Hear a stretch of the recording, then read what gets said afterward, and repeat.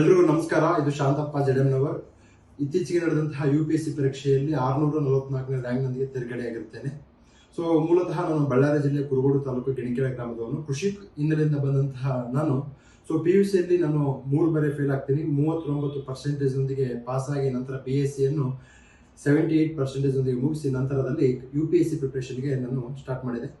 ಇದಾದ ನಂತರದಲ್ಲಿ continuous UPSC 3 attempt prelims fail ಆಗ್ತೀನಿ. ಏನಕ್ಕೆ ಅಂತಂದ್ರೆ ನನಗೆ ಆಳವಾದ ಜ್ಞಾನವಿತ್ತು, ಆದರೆ ಅಪ್ರೋಚ್ ಇರಲ್ಲ. ಸೊ ನಮಗೆ ಜ್ಞಾನ ಮತ್ತು ಅಪ್ರೋಚ್ ಅಂದರೆ UPSC ನಾಡಿ ಮಿಡಿತವನ್ನು ನಾವು ಅರ್ಥ ಮಾಡ್ಕೊಂಡಾಗ ಮಾತ್ರ UPSC ಎಕ್ಸಾಮ್ ಅನ್ನ ಕ್ಲಿಯರ್ ಮಾಡೋಕ್ಕೆ ಸಾಧ್ಯ ಆಗುತ್ತೆ.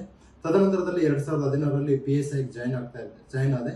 ಸೊ PSI ಜಾಯ್ನ್ ಆದ್ಮೇಲೆ ನಾನು ಈ ಸ್ಟಡೀಸ್ನ ಹೇಗೆ ನಾನು ಮ್ಯಾನೇಜ್ ಮಾಡ್ತಾ ಇದ್ದೆ ಅಂದರೆ UPSC ನಾಡಿ ಮಿಡಿತ ನನಗೆ ಸ್ಪಷ್ಟವಾಗಿ ಅರ್ಥವಾಗಿತ್ತು.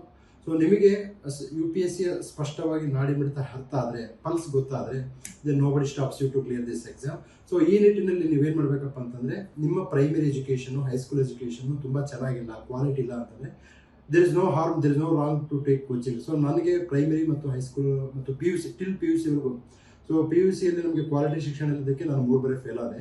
ಸೊ ಆದ್ದರಿಂದ ಕ್ವಾಲಿಟಿ ಶಿಕ್ಷಣ ಇಲ್ಲ ಅಂತಂದರೆ ಕೋಚಿಂಗ್ ತಗೊಳ್ಳಿ. ಕ್ವಾಲಿಟಿ ಶಿಕ್ಷಣ ಇದೆ ಅಂದರೆ ನೀವೇನು ಮಾಡಬೇಕಂದ್ರೆ ಒಬ್ಬ ಗುಡ್ ಮೇಂಟೈನ್ ಇರಬೇಕಾಗುತ್ತೆ. ಸೊ ಮೇಂಟೈನ್ ಕೊರತೆಯಿಂದ ಏನಾಯಿತು, ಈ 3 ಅಟೆಂಪ್ಟ್ ನಾನು ಫಿಲಿಮ್ಸಲ್ಲಿ ಫೇಲ್ ಆದೆ, 2 ಅಟೆಂಪ್ಟ್ ಮೇನ್ಸಲ್ಲಿ ಫೇಲ್ ಆದೆ, 3 ಅಟೆಂಪ್ಟ್ ಮತ್ತೆ ಮೇನ್ಸಲ್ಲಿ ಫೇಲ್ ಆದೆ.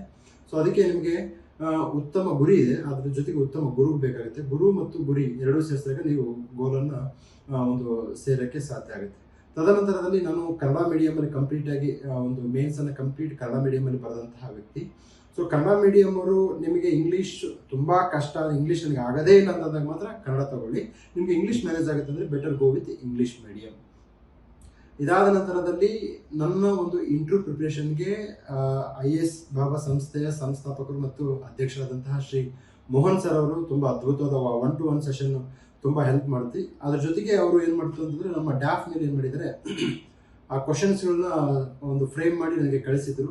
ಆ ಕ್ವಶನ್, ಆ ಆ್ಯಂಗಲ್ಲು ಮತ್ತು ಆ ಒಂದು ಕ್ವಶನ್ ಕ್ವಾಲಿಟಿ ಮತ್ತು ವ್ಯೂಸ್ ನನಗೆ ತುಂಬ ಹೆಲ್ಪ್ ಆಯಿತು.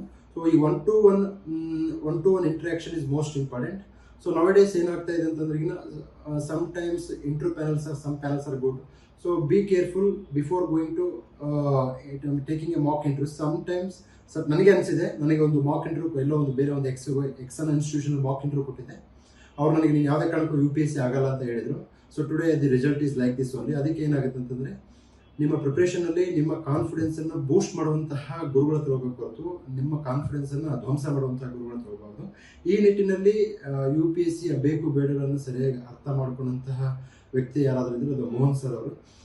ತಾವೆಲ್ಲರೂ ಅವರ ಒಂದು ಅನುಭವವನ್ನು ಮತ್ತು ಪರಿಣಿತಿಯನ್ನು, ಜ್ಞಾನವನ್ನು ಉಪಯೋಗಿಸ್ಕೊಳ್ಬೇಕಂತ ಮನವಿ.